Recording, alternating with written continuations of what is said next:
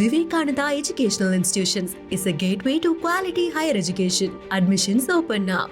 ரஷ்ய அதிபர் புட்டினின் புதிய முடிவால் உக்ரைன் போர் முடிவுக்கு வருமா என்ற எதிர்பார்ப்பு உலகம் முழுவதும் எழுந்துள்ளது.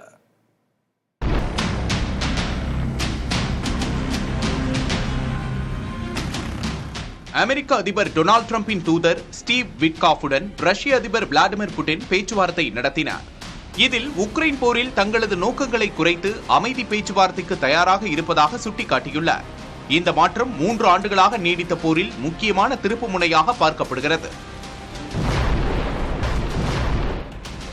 உக்ரைனின் சில பகுதிகளில் இருந்து தங்களது உரிமைகளை விலக்கிக் கொள்ள ரஷ்யா தயார் என்று புதின் அறிவித்துள்ளார். மேலும் கிரிமியாவை ரஷ்யாவின் ஒரு பகுதியாக அமெரிக்கா அங்கீகரிக்கவும், டொனாஸ்டக், லுகான்ஸ்க், சபோரிஜியா மற்றும் கெர்சன் பகுதிகளில் ரஷ்யாவின் கட்டுப்பாட்டை ஒப்புக்கொள்ளவும் ரஷ்ய அதிபர் புட்டின் புதிய திட்டத்தை முன்மொழிந்துள்ளார்.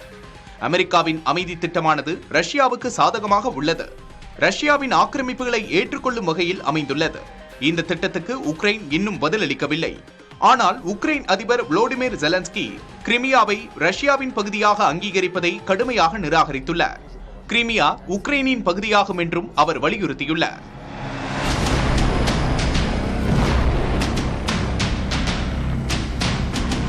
ரஷ்யா, அமெரிக்கா, உக்ரைன் பேச்சுவார்த்தைகள் உலகளாவிய அமைதி முயற்சியில் முக்கிய கட்டமாக கருதப்படுகின்றன.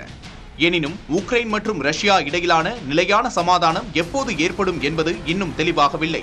புதினின் புதிய முன்மொழிவு ஏற்றுக்கொள்ளப்பட்டால் போர் முடிவுக்கு வந்து உலக அரசியல் மற்றும் பொருளாதாரத்தில் முக்கியமான தாக்கத்தை ஏற்படுத்தும்.